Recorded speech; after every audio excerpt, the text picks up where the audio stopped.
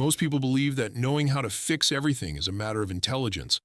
But if you look closely at the people who always find a solution, they almost never react from panic. There is a rare calm in them. It is not because they do not feel pressure, and not because they know exactly what to do. It is because at some point in their lives, they learned that problems can be touched, and that completely changes the way someone moves through the world. Imagine staring at a broken piece of machinery, or a shattered relationship, knowing that 85% of people will freeze in that exact moment. Why do some of us completely shut down when the chaos hits, while a rare few seem to possess an almost supernatural ability to restore order?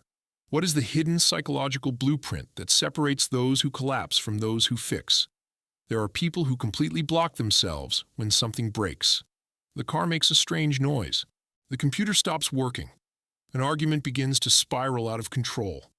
A problem appears, and almost instantaneously, they feel like something inside of them shuts off. And then there are the other people, the ones who look at the problem, stay silent for a few seconds, and start doing something. They do not always know how to fix it, but they act as if a solution is possible. From the outside, it looks almost like a superpower, because while some feel anxiety, they feel curiosity. And the strangest thing is that many times, they are not necessarily the most intelligent people, they are not the most prepared, nor are they even the ones with the most experience. So, what exactly do they have? The psychologist Albert Bandura talked about something very important in the late 1970s. He called this concept self-efficacy. It basically means the deep belief that you are capable of handling what is right in front of you. It is not empty optimism. It is not motivational phrases. It is an internal sensation of having resolved things before and knowing you can try to resolve this too. And that belief completely changes the way a person responds to chaos. Because when someone believes they can influence the outcome, their brain does not enter defeat mode so quickly. They persist longer. They tolerate frustration better. They think with more clarity under pressure.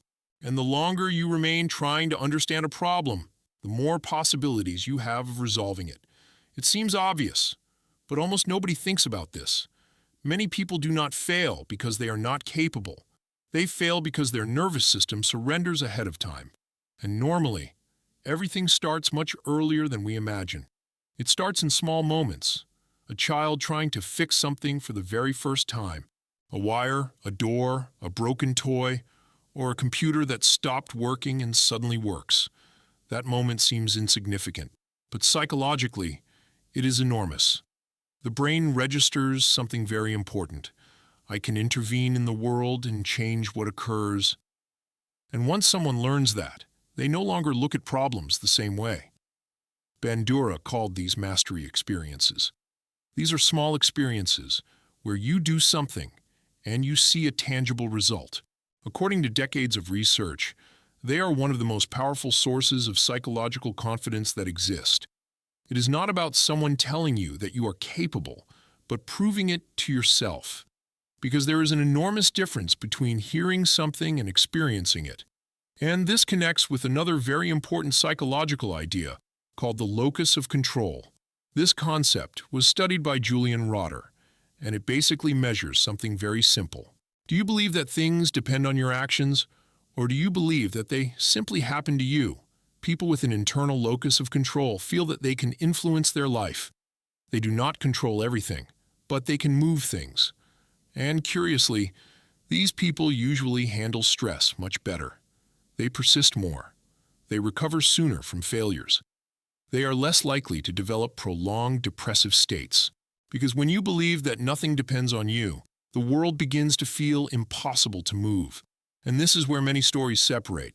Some people learn this in safe environments. They had parents who let them try, who did not solve everything for them, and who taught them how to think. But other people learned exactly the same thing from the opposite side. They learned it because there was nobody there, and they had to discover how to resolve things completely alone. Two completely different paths arriving at the exact same place. Now, there is something important that is almost never said about the people who fix everything. From the outside, they seem confident, but many times they do not feel confident at all. They simply learn to tolerate uncertainty, and that changes everything. The majority of people need to know quickly that everything is going to turn out well. They need certainties, guarantees, and control. And when they do not have them, anxiety appears.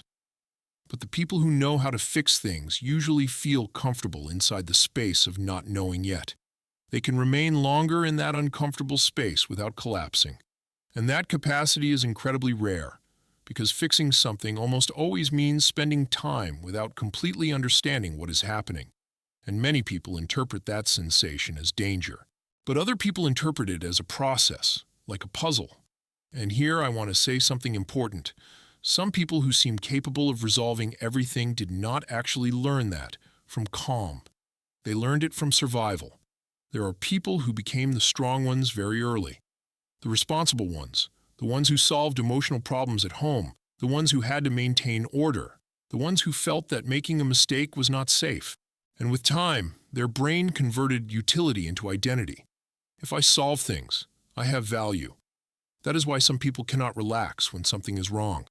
They need to intervene, they need to fix it, and they need to control the situation. They do this not only to help you, but because an unresolved problem activates something deep inside of them. But then there exists another type of person, and probably they are the most interesting of all. They are the ones who fix things simply because it fascinates them to understand them. There are people who enjoy discovering how something works, how it breaks, why it failed, and what piece was missing. And when they fix something, they do not feel relief, they feel fascination. They are the people who disassemble something already fixed just to understand it better. They ask the questions that nobody else asked. They explain unnecessary details with genuine enthusiasm.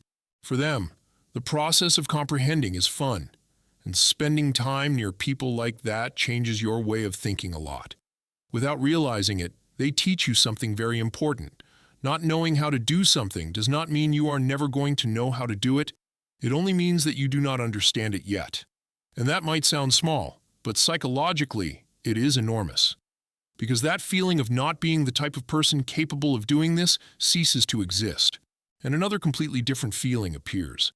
Perhaps I simply have not practiced enough yet, and probably while listening to this, you are identifying with one of the two sides. Perhaps you are the person who always fixes things, and you had never thought about where that comes from. Or perhaps you are the person who always needs to ask for help, and that makes you feel insufficient.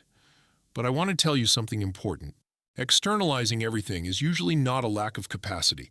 It is usually a story, an accumulation of experiences where you learned that problems were too big, you learned they were too complex, or too dangerous to face all by yourself. And the important thing is that this is not permanent, because self-efficacy does not appear all at once.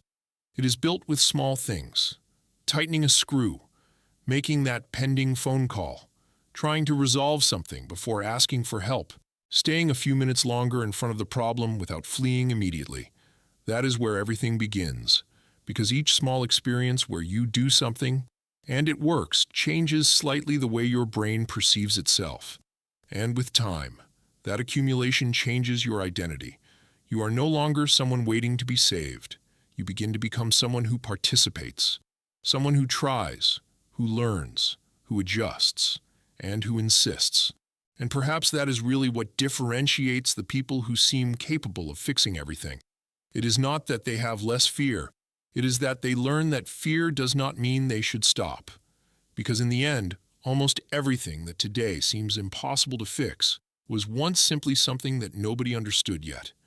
And perhaps the difference between the people who collapse in front of a problem and those who end up resolving it is simple. One group sees a dead end, and the others see the beginning of something that can still be understood.